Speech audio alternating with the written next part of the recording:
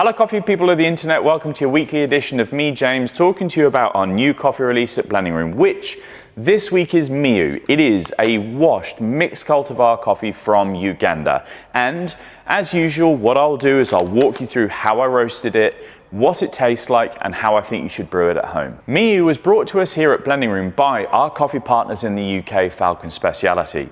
We have been working with Falcon now for more than a dozen years and trust deeply the quality of the coffee that they bring to us. Falcon purchased this coffee from a project called the Coffee Gardens Project in Uganda. And there are links below should you wish to read a little bit more about both of those entities individually. Now let's dig into how I roasted it. I performed 3 batches of Miwu this week, all on our Loring S15 Falcon that's situated behind me.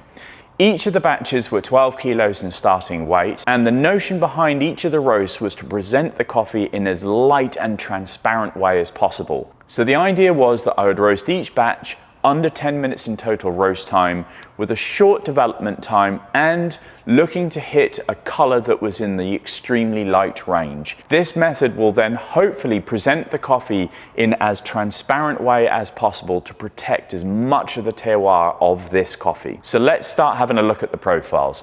On the screen now we have 3 batches here, and this is the roast data that I would be reviewing in retrospect after I've roasted the batches. And as I'm roasting the coffee, I'd be using the Cropster Roast Intelligence platform to be able to map this data as each batch is running. So essentially here we have the bean temperature curve, we have the rate of rise curve, which as you can see is an ever declining slope. This is an important method that I try to use when I'm roasting coffee. I feel like this promotes the best environment for overall flavor development through the years that I've been roasting coffee. Here's a little bit of a deeper dive into the roast times. We've got 9 minutes 52, 9 minutes 49, so a variance of 3 seconds there. The post first crack development time was 1 minute and 21 to 1 minute and 22 seconds, and the variation in M temperature was between 211.8 and 212.3. So the variation was pretty tight. I could be a little bit tighter if I was going to be repeating this coffee on these particular profiles. But all in all, each of these profiles map against each other pretty darn well. Now I've walked through the roast profiles and a little bit of the ideas around why I chose the design that I did, let's get into the best bit for me, the tasting. As usual, I'm going to dig my nose in to take a note of the aroma, because aroma is a leading indication as to what the flavors may be in the cup. So let's just have a smell. So with this, you'll smell a little bit of this brown sugar. There was a touch of spice on the nose as well. And there's this preceding sweetness. So I'm hoping that those will transpire in the cup too. So let's have a little taste. Okay, so the first thing you note is that the acidity in this is very, very polite. I was expecting it to be really bright and effervescent because you tend to get that from coffees from Africa. However, it's really well presented and incredibly well balanced. There was a little bit of this brown sugar note that came right through in the cup, and you get some stone fruit in there, and we've said apricot on the bag. So I'm absolutely agreeing with the apricot, and there could be a little bit of peach, like a fleshy, juicy peach in there as well. Okay, so with this, we've put on the bag vanilla, and there really is a huge amount of vanilla. And this is playing around with those stone fruits, those orange stone fruits like apricot and peach, so wonderfully well. We've got this brown sugar. There's a honeyed note. It is so sweet and clean and crisp. So all I'm getting on my palate is just sweet vibes, basically.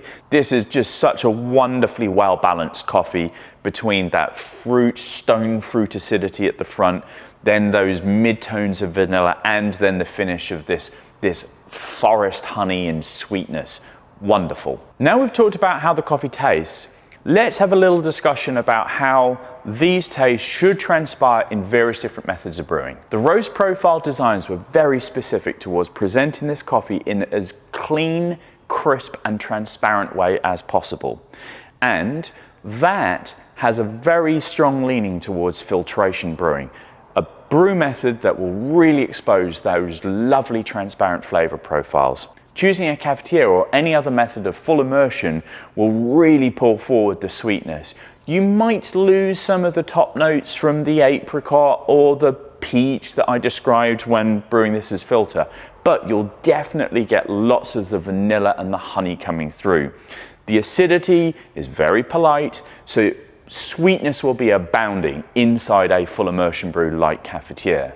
For those of you who prepare this as espresso, be mindful that this is an extremely light roast coloration and you'll likely have to grind your coffee finer in order to be able to fully extract this coffee. When doing so, you may choose to run a slightly longer shot to increase the dilution and increase the extraction. You will lose somewhat of the texture if you were to choose, say, a 1:3 brew ratio rather than a standard 1:2, which is where the world sits for espresso. But you will then be able to increase the extraction and access more of those flavor compounds that are described on the bag. And that's Miwu. In synopsis, it is a washed mixed cultivar coffee from Uganda and one that should display apricot, peach and other fleshy orange stone fruit along with sweet vanilla and honey tones on the finish. You can purchase this coffee online, the links of which are below.